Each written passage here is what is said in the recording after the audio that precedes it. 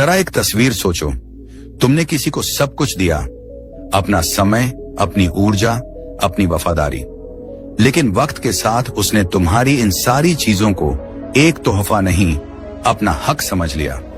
वो अब तुम्हारी कद्र नहीं करता क्योंकि उसे लगता है तुम हमेशा यहीं रहोगे, चाहे वो जैसा भी बर्ताव करे। तुमने समझाया, लड़ाई की, यहां तक कि रोके रखने की कोशिश भी की, पर कुछ नहीं बदला। अब सोचो, एक दिन तुम ये खेल खत्म कर देते हो, ना कोई बात, ना कोई सफाई, ना कोई ड्रामा, बस खामोशी। तुम गायब हो जाते हो, ऐसे जैसे तुम कभी थे ही नहीं। और अब जो इंसान तुम्हें हल्के में ले रहा था, वो अचानक उस खालीपन में जागता है जहां कभी तुम्हारी मौजूदगी हुआ करती थी। वो अब तुम्हारी आवाज नहीं सुन पाता, तुम्हारा नाम नहीं देख पाता, और वो सन्नाटा उसे तोड़ देता है। सच्चाई ये है, तुम्हारी मौजूदगी से ज्यादा असरदार तुम्हारी गैर मौजूदगी होती है, क्योंकि जब तुम चले जाते हो, तुम सिर्फ किसी की जिंदगी से नहीं निकलते, तुम उसके दिमाग में एक खालीपन छोड़ देते हो जहां अब बस सवाल गूंजते हैं। वो गया क्यों? क्या मैंने कुछ गलत किया? मुझे अब ये दर्द क्यों हो रहा है? वो सन्नाटा सिर्फ उन्हें तुम्हें मिस नहीं करवाता, वो उन्हें उनकी सच्चाई से टकराने पर मजबूर करता है कि उन्होंने तुम्हें खो दिया है। ये सिर्फ किसी को काट देने की बात नहीं है, ये एक सोची समझी चाल है, एक अनुशासित स्टोइक कदम, जहां तुम बहस नहीं करते, बस पीछे हट जाते हो ताकि तुम्हारी खामोशी वो जवाब बने जो उनके किसी शब्द से बड़ा हो। जैसे मार्कस ऑरेलियस ने कहा था, अब और वक्त बर्बाद मत करो ये सोचते हुए कि एक अच्छा पुरुष कैसा होना चाहिए, बस बनो। और आज का स्टोइक पुरुष वही करता है। वो ड्रामे में नहीं पड़ता, वो बहस में नहीं फंसता, वो बस चुप रहकर अपना असर छोड़ देता है। स्वागत है स्टोइक पुरुष में, जहां हम स्टोइसिज्म की गहराई को डार्क साइकोलॉजी की ताकत से जोड़ते हैं, ताकि तुम अपनी सोच, अपनी ऊर्जा और अपनी जिंदगी पर दोबारा काबू पा सको। आज हम बात करेंगे एक ऐसे हथियार की जो दिखने में सादा है लेकिन असर में जानलेवा, गोस्ट देम एंड वॉच, यानी गायब हो जाओ और देखो उनका पतन। लोग किसी चीज की असली कीमत तब समझते हैं जब वो चीज उनके पास नहीं रहती। ये वही स्कैरसिटी साइकोलॉजी है जो तुम्हारी गैर मौजूदगी को तुम्हारी मौजूदगी से कहीं ज्यादा ताकतवर बना देती है। क्योंकि जब तुम चुपचाप दूर हो जाते हो, तुम बस गायब नहीं होते, तुम एक कीमती रहस्य बन जाते हो जिसे वो तलाशते हैं, पछताते हैं और खो चुके होते हैं। पर याद रखना, ये तभी काम करता है जब तुम में सेल्फ कंट्रोल हो, क्योंकि असली ताकत छोड़ने में नहीं, दोबारा न लौटने में होती है। आने वाले कुछ मिनटों में मैं तुम्हें यह दिखाऊंगा कि खामोशी टकराव से ज्यादा असरदार क्यों होती है, तुम्हारी गैर मौजूदगी कैसे उनके अंदर अपराध बोध और पछतावा जगाती है, और कैसे तुम इस रणनीति से दूसरों को सबक सिखाने के साथ साथ खुद को अपनी सबसे मजबूत अवस्था में बदल सकते हो। तो अब अपनी शक्ति को यहीं अभी घोषित करो, कमेंट में लिखो, मेरी खामोशी ही मेरी शक्ति है। और अगर तुम भी अपना समय, अपनी ऊर्जा और अपनी इज्जत वापस पाना चाहते हो, तो उस लाइक बटन को दबाओ, क्योंकि यही है तुम्हारा पहला कदम डिटैचमेंट की कला सीखने की ओर और एक अस्पर्शनीय स्टोइक पुरुष बनने की ओर। अब शुरू करते हैं। नंबर 1, जब तुम्हारी खामोशी हर शब्द से ज्यादा बोलती है, कभी गौर किया है कुछ सन्नाटे किसी भी बहस से ज्यादा गूंजते हैं? खामोशी सिर्फ आवाज का न होना नहीं है, ये एक सोचा समझा नियंत्रित संदेश है।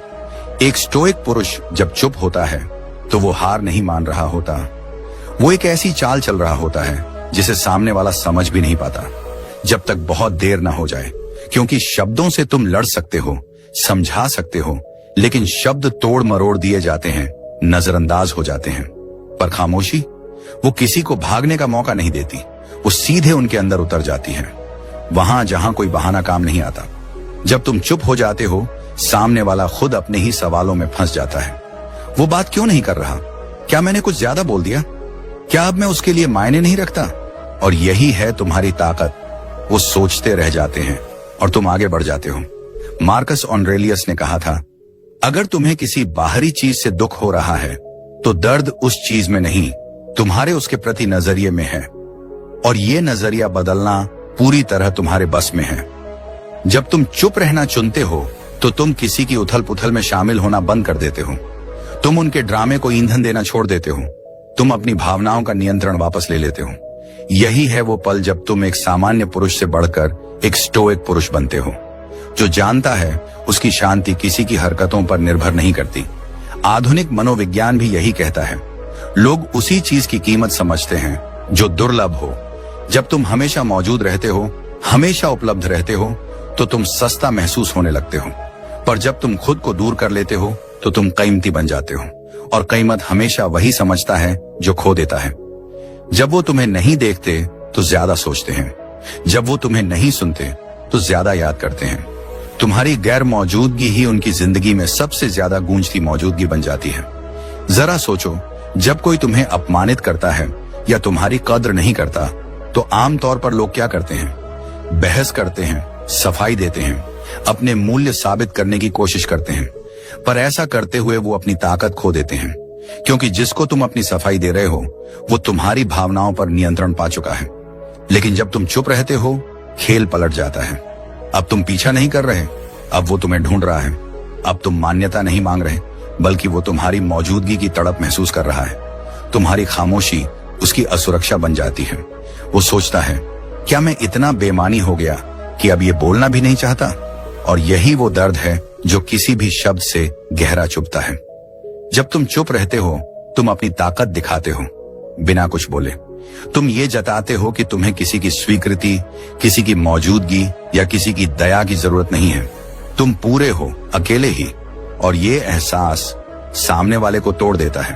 पर ध्यान रहे, ये आसान नहीं है। खामोशी में ताकत है, पर उस ताकत को संभालने के लिए चाहिए अनुशासन, धैर्य और अपने मूल्य पर अटूट विश्वास। स्टोइक्स इसे कहते थे आत्म शांति, वो अवस्था जहां बाहर का तूफान भी तुम्हारे भीतर की शांति को हिला नहीं सकता। जब तुम ये अवस्था पा लेते हो, तुम्हारी खामोशी एक किले जैसी बन जाती है, अडिग, अभेद्य और शक्तिशाली। और उस किले की दीवारों के पार कोई पहुंच नहीं सकता। तो आगे बढ़ने से पहले एक पल अपने भीतर झांको और ये याद रखो, खामोशी हर शब्द से ज्यादा बोलती है, क्योंकि वो दूसरों को मजबूर करती है अपने ही अंदर की आवाज सुनने पर। अगर अब तक के वीडियो ने तुम्हें सोचने पर मजबूर किया है तो लाइक जरूर करो, क्योंकि ये सिर्फ वीडियो नहीं, एक स्टोइक यात्रा की शुरुआत है, जहां तुम सीखोगे चुप रहकर जीतना और बिना कुछ कहे अपना असर छोड़ जाना। नंबर 2, जब तुम्हारी खामोशी उनके अंदर तूफान बन जाती है। खामोशी सिर्फ संदेश नहीं देती, ये एक मनोवैज्ञानिक झटका देती है जो सीधे आत्मा तक पहुंचता है। जब तुम किसी को गोस्ट करते हो, यानी अचानक गायब हो जाते हो, तो तुम उसके अंदर एक बहुत गहरी मानवीय प्रवृत्ति को छेड़ते हो, खोने का डर। देखो, इंसान की फितरत ही ऐसी है, जब तक कुछ हमारे पास होता है हम उसकी कद्र नहीं करते, पर जैसे ही वो चीज चली जाती है, वो अचानक हमारी सोच का सबसे अहम हिस्सा बन जाती है। मनोविज्ञान में इसे कहते हैं स्कैर्सिटी प्रिंसिपल, यानी जब कुछ दुर्लभ हो जाए उसकी कीमत बढ़ जाती है। जब तुम उसके मैसेज का जवाब देना बंद कर देते हो, उसके कॉल नहीं उठाते या उसके खेलों का हिस्सा बनना बंद कर देते हो, तो उसकी दुनिया में एक अजीब सा खालीपन जन्म लेता है। एक ऐसी जगह जहां कभी तुम्हारी मौजूदगी थी, अब बस सन्नाटा है। और उस सन्नाटे में उसका दिमाग काम करने लगता है। वो हर बात, हर लम्हा, हर छोटी गलती को याद करता है, जैसे किसी पुरानी फिल्म को बार बार रिवाइंड कर रहा हो। क्या मैंने कुछ गलत किया? क्या उसे मुझसे ऊब हो गई? क्या वो हमेशा के लिए चला गया? वक्त बीतता जाता है और तुम्हारी खामोशी उसकी सबसे तेज आवाज बन जाती है। अब वो तुम्हें ढूंढ नहीं सकता, पर तुम्हारा एहसास हर जगह उसे सताता है। यही तो गोस्टिंग की असली ब्रिलियंस है। अब ध्यान तुम पर नहीं, उस पर है। वो अब खुद से लड़ रहा है, अपने सवालों में डूबा है, अपने ही व्यवहार का सामना कर रहा है। और अब तुम उसके ऑर्बिट में नहीं हो। अब तुम किसी की एनर्जी में नहीं बह रहे, बल्कि अपनी ऊर्जा वापस खींच चुके हो। अब वो अकेला रह गया है, अपने पछतावे, अपने अफसोस और अपनी असफल कोशिशों के साथ। और इस प्रक्रिया में उसे एहसास होता है, जिसे वो नजरअंदाज कर रहा था, वो ही अब उसकी सबसे बड़ी कमी बन गई है। आधुनिक मनोविज्ञान साफ कहता है, जब कोई चीज तुमसे छीन ली जाती है, वो अचानक ज्यादा कीमती लगने लगती है। सोचो, जब किसी दुकान पर लिखा होता है लिमिटेड एडिशन, तो हम उसे और ज्यादा चाहने लगते हैं, है ना? वैसे ही जब तुम खुद को दूर कर लेते हो, तो तुम हमेशा उपलब्ध वाले इंसान से मिलना मुश्किल इंसान बन जाते हो। अब तुम सामान्य से असाधारण बन चुके हो। अब वही लोग तुम्हारी हंसी, तुम्हारी बात, तुम्हारा वक्त याद करते हैं जिसे कभी उन्होंने हल्के में लिया था। लेकिन ये असर सिर्फ याद तक नहीं रुकता, ये उनके ईगो तक पहुंचता है। अब सवाल उठने लगते हैं, उसने मुझे छोड़ा क्यों? क्या मैंने गलती की या वो किसी और के साथ है? क्या मैं अब उसके लिए काफी नहीं था? ये सवाल उन्हें चैन से नहीं बैठने देते, क्योंकि अब क्लोजर नहीं मिला। अब वो अपनी ही सोच से परेशान है और तुम्हारी खामोशी उनके सामने एक आईना बन गई है जो उन्हें उनकी गलतियां दिखा रही है बिना तुम्हारे कुछ कहे। स्टोइक दृष्टिकोण से देखा जाए तो ये तरीका स्टोइसिज्म की आत्मा से पूरी तरह जुड़ा है। भावनात्मक नियंत्रण। मार्कस ऑरेलियस ने कहा था, तुम्हारे पास ये ताकत है कि जब चाहो खुद को किसी भी चीज से अलग कर लो। सच्ची शांति मन के संतुलन में होती है। गोस्टिंग किसी को चोट पहुंचाने का तरीका नहीं है, ये खुद को प्राथमिकता देने का निर्णय है। ये कहने का तरीका है, मैं अब उस अराजकता में हिस्सा नहीं लूंगा जो मेरी आत्मा की शांति छीन ले। जब वो अपने पछतावे से जूझ रहे होते हैं, अपने सवालों में डूबे होते हैं, तब तुम क्या कर रहे होते हो? तुम अपने भीतर के राजा को वापस जगा रहे होते हो। अब तुम वो पुरुष नहीं जो पीछा करता था, समझाता था या अपना मूल्य साबित करता था। अब तुम वो पुरुष हो जो चुपचाप चला गया, आत्मविश्वासी, संयमी और अटल। और यही सबसे बड़ा सबक है, तुम्हारी खामोशी उनकी सजा नहीं, तुम्हारा नियंत्रण है।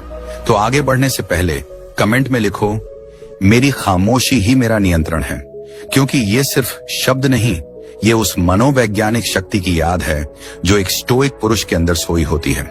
और अगर ये बात तुम्हारे दिल में गूंज उठी है तो लाइक बटन दबाओ, क्योंकि यही है वो पल जहां तुम अपने भावनाओं के मालिक बनते हो, ना कि किसी और के गुलाम। अब चलो आगे बढ़ते हैं और समझते हैं कि कैसे स्टोइक सिद्धांत तुम्हें इस पूरी प्रक्रिया में भावनात्मक रूप से अजय बना सकते हैं।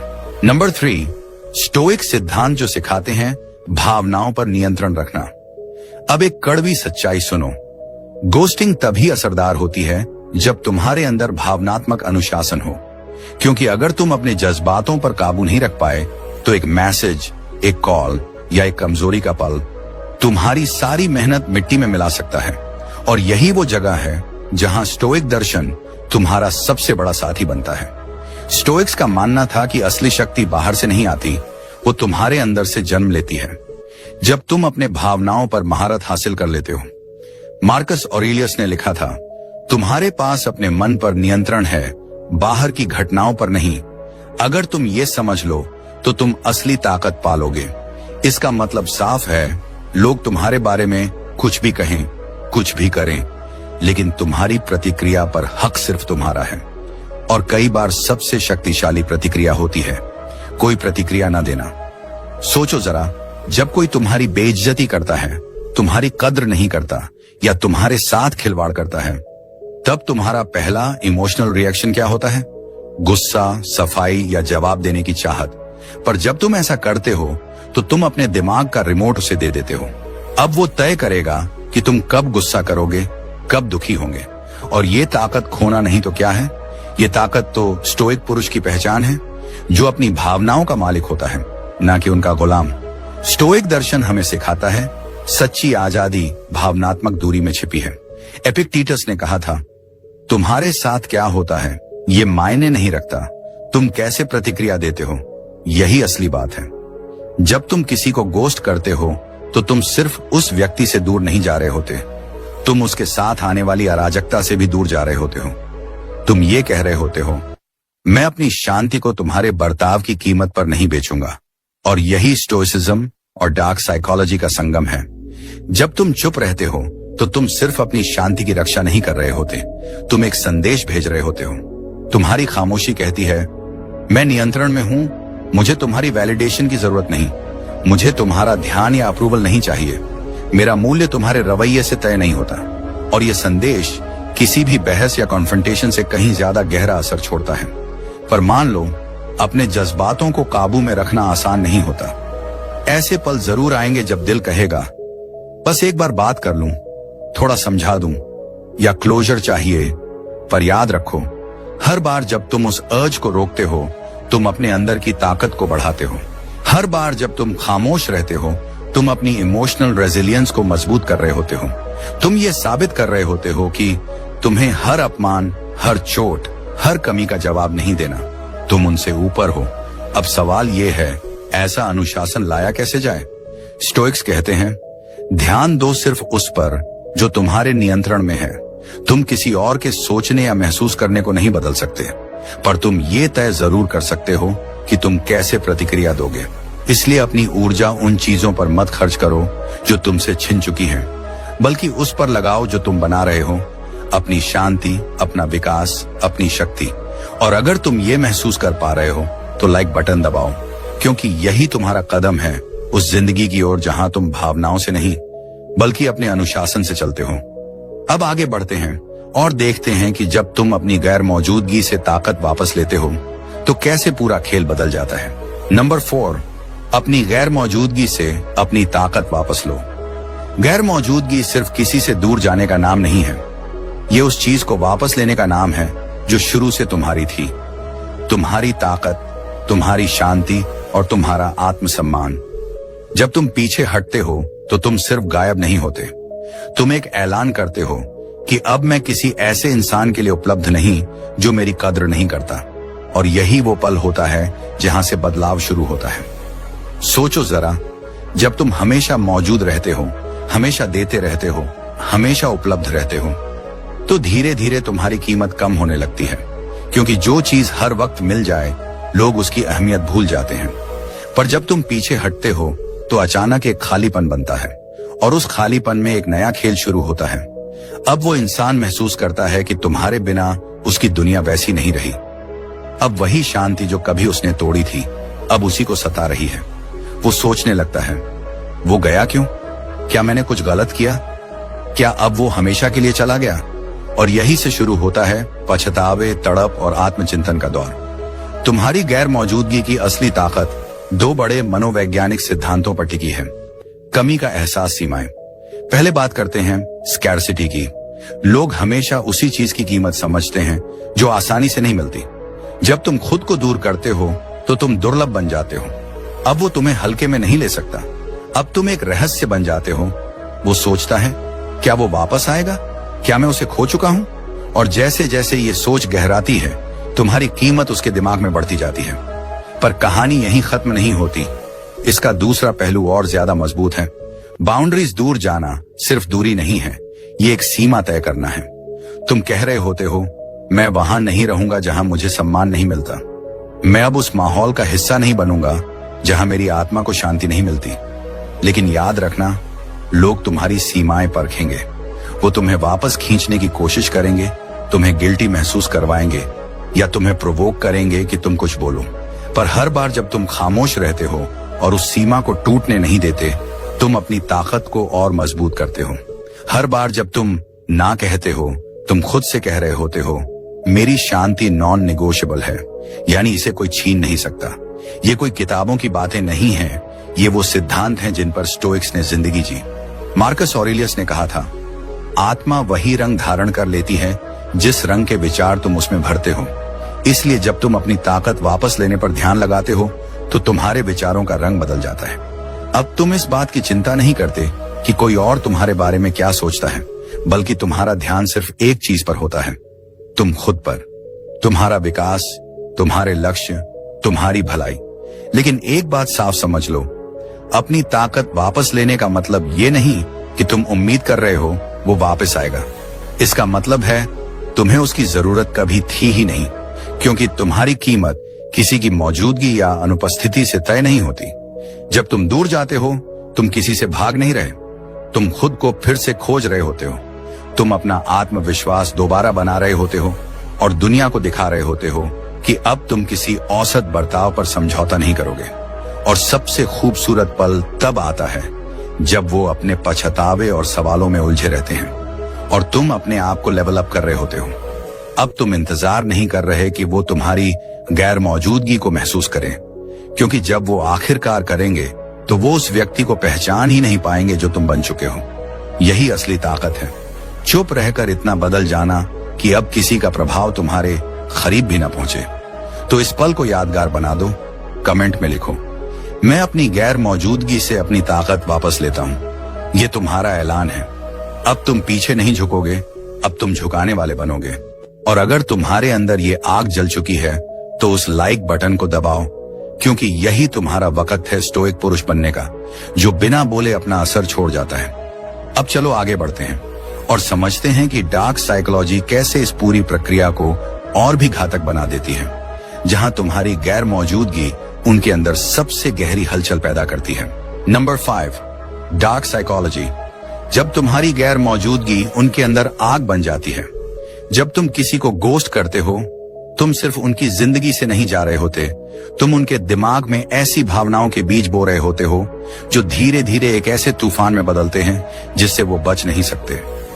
डार्क साइकोलॉजी ये बताती है कि जब कोई इंसान तुम्हारी गैर मौजूदगी महसूस करता है तो उसके अंदर एक साथ कई भावनाएं जन्म लेती हैं। गिल्ट, जिज्ञासा, तड़प और आखिर में ऑब्सेसिव सोच, यानी पागलपन की हद तक आकर्षण। और सबसे दिलचस्प बात यह है, ये सब कुछ उनके दिमाग में होता है, जबकि तुम पूरे वक्त चुप और शांत रहते हो। चलो इसे एक एक करके समझते हैं। पहला, अपराध बोध। जब तुम अचानक गायब हो जाते हो तो उनके अंदर सबसे पहले एक सवाल उठता है, क्यों? वो अपने आखिरी मैसेज, आखिरी बातचीत, यहां तक कि तुम्हारे आखिरी एक्सप्रेशन तक को याद करने लगते हैं। वो हर लम्हे में कहां गलती हुई ढूंढने लगते हैं, और चाहे वो माने या नहीं, उनके भीतर एक हल्का सा अपराध बोध उगने लगता है। तुम्हारी खामोशी उनके लिए एक आईना बन जाती है जो उन्हें उनके बर्ताव की सच्चाई दिखाती है, और यही गिल्ट उनकी आत्मविश्वास में पहला दरार डाल देता है। दूसरा, जिज्ञासा। इंसान की फितरत है, उसे हर चीज का जवाब चाहिए, और जब उसे जवाब नहीं मिलता तो दिमाग पागलों की तरह सवालों से भर जाता है। वो अचानक गायब क्यों हो गया? क्या मैंने कुछ गलत कहा? क्या वो किसी और के साथ है? अब उनके अंदर एक मानसिक प्यास जगती है जिसे कोई बुझा नहीं सकता, क्योंकि जब तुम चुप रहते हो वो अपने ही सवालों में जलने लगते हैं। और याद रखना, जितनी ज्यादा अनिश्चितता उतनी ही ज्यादा जिज्ञासा और बेचैनी। तुम्हारी ये चुप्पी उन्हें ऐसा सोचने पर मजबूर करती है जैसे उन्होंने किसी अनसुलझे रहस्य को खो दिया हो। और हर बार जब वो जवाब नहीं पा पाते, तुम्हारी कीमत उनके मन में और बढ़ जाती है। तीसरा, तड़प। यहीं से शुरू होती है स्कैरसिटी की साइकोलॉजी, यानी कमी का एहसास। अब उन्हें तुम्हारी हर वो चीज याद आने लगती है जिसे उन्होंने कभी नजरअंदाज किया था। तुम्हारी हंसी, तुम्हारा बात करने का तरीका, वो स्थिर ऊर्जा जो तुम्हारी मौजूदगी से महसूस होती थी। अब वही चीजें जो कभी उन्हें साधारण लगती थीं, अब अमूल्य बन जाती हैं। तुम्हारी गैर मौजूदगी उनकी हर याद को और तेज कर देती है, और वो हर लम्हे को वापस जीना चाहते हैं जो उन्होंने तुम्हारे साथ बर्बाद कर दिया था। पर यहाँ असली ट्विस्ट आता है, जितनी ज्यादा तड़प उतनी ही ज्यादा बेसब्री, क्योंकि अब वो जानते हैं कि वो तुम्हें दोबारा पा नहीं सकते, और यही असंभव चाह उन्हें धीरे धीरे ऑब्सेसिव बना देती है। चौथा, जुनून। जब अपराध बोध, जिज्ञासा और तड़प एक साथ दिमाग में उमड़ते हैं तो एक भावनात्मक विस्फोट होता है। अब वो व्यक्ति जो तुम्हें हल्के में लेता था, अब तुम्हारे बारे में हर वक्त सोचने लगता है। हर जगह उसे तुम्हारी झलक नजर आती है, तुम्हारे जैसे शब्द, तुम्हारे जैसे लोग, यहां तक कि तुम्हारे जैसी खामोशी। तुम अब उसके लिए एक पजल बन जाते हो जिसे वो हल नहीं कर सकता, एक खाली जगह जिसे वो भर नहीं सकता। और सबसे बेहतरीन बात, तुम कुछ किए बिना सिर्फ अपनी चुप्पी से ये सब कर रहे होते हो। स्टोइक दृष्टिकोण से देखा